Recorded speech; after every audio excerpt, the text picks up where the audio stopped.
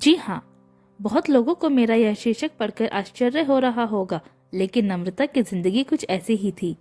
नम्रता की सास का देहांत उसकी शादी के 3 साल पहले ही हो चुका था, लेकिन शादी के बाद जिस तरह से उसके ससुर ने उसका मान सम्मान किया, उसको यही लगता जैसे उसकी सास की कमी उसको कभी खली नहीं।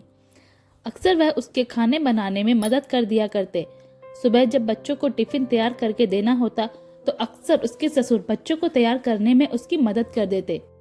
सुबह की भागदौड़ में दोनों इस तरह से एक दूसरे का सहयोग करते जैसे सास ननद काम कर रही हो।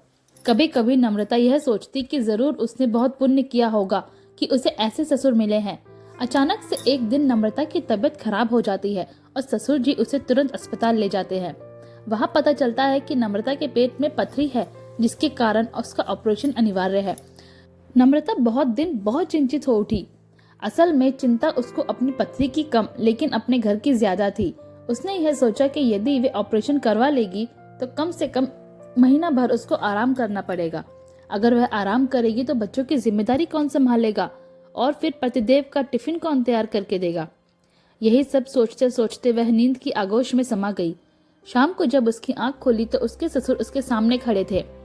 उसने कहा, पापा आप यहाँ? तो उन्होंने कहा, मैं जानता हूँ बेटा, तुम्हारे मन में क्या उधेड़-बुन चल रही है।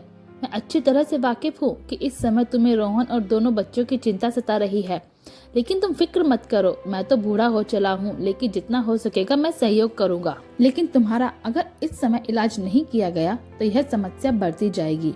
नम्रता ने अपने आंखों में आए आंसू छिपाने के लिए सिर नीचे करके कहा, ठीक है पापा, और वहाँ से चली गई। 15 दिन बाद उसका ऑपरेशन होने वाला था। सारी तैयारियां हो चुकी थी। वह भारी मन से सारा सामान एक बैग में रख रही थी जो उसे अस्पताल लेकर जाना था। तभी एक मुस्कुराता हुआ चेहरा उसने देखा और मुस्कुरा दी और कहा, पापा अब सारा काम खुद मत करिएगा, बाई के लिए भी कुछ छोड़ देना। ससुर जी ने मुस्कुराते हुए जवाब दिया, हम हैं तो क्या गम है, अगर कामवाली नहीं आई तो कामवाला हाजिर है। इस पर नम्रता और पति रोहन दोनों हंसने लगे। तय समय पर नम्रता का ऑपरेशन हुआ। रोहन ने ऑपरेशन वाले दिन छुट्टी ली, बाकी समय छुट्टी नहीं मिली, जिससे वह काम पर जाता रहा। इधर मिस्टर शर्मा घर, बहू और बच्चों की जिम्मेदारी इस तरह संभाल रहे थे जैसे वह नम्रता की माँ हो। नम्रता अक्सर भावुक हो उठती तो मिस्टर शर्मा बहुत ही शालीनता से उसको समझाते कि यदि आज तुम्हारी सास होती तो वह यह सब करती।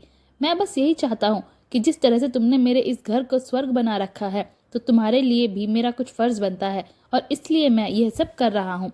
तुम घर की चिंता छोड़ दो और बस अपने खाने पीने का ध्यान रखो। इतना कहकर मिस्टर शर्मा वापस अपने काम में लग गए। अब सुबह की चाय से लेकर रात के खाने तक का वह देखने लगे थे। अक्सर थक कर बैठ जाया करते तो मिसेस शर्मा की तस्वीर से 2 टूक बातें कर लिया करते थे। दिन बीतते गए और महीना कुछ ऐसा गुजर गया जैसे पता ना चला। अब नम्रता घर के छोटे मोटे काम करने में सक्षम थी, तो जैसे ही नम्रता किचन में गई, मिस्टर शर्मा ने मुस्कुरा कर कहा, संभालिए भाई अपना घर, जिसका काम उसी को साजे, हम चले चश्मा लगाकर अखबार पढ़ने। जैसे ही मिस्टर शर्मा चलने लगे, नम्रता ने आवाज लगाई, माँ। मिस्टर शर्मा तो कुछ समझ न पाए, लेकिन नम्रता मुस्कुराते हुए चाय बनाने लगी। आशा करती हूँ दोस्तों ये कहानी आपको पसंद आई होगी।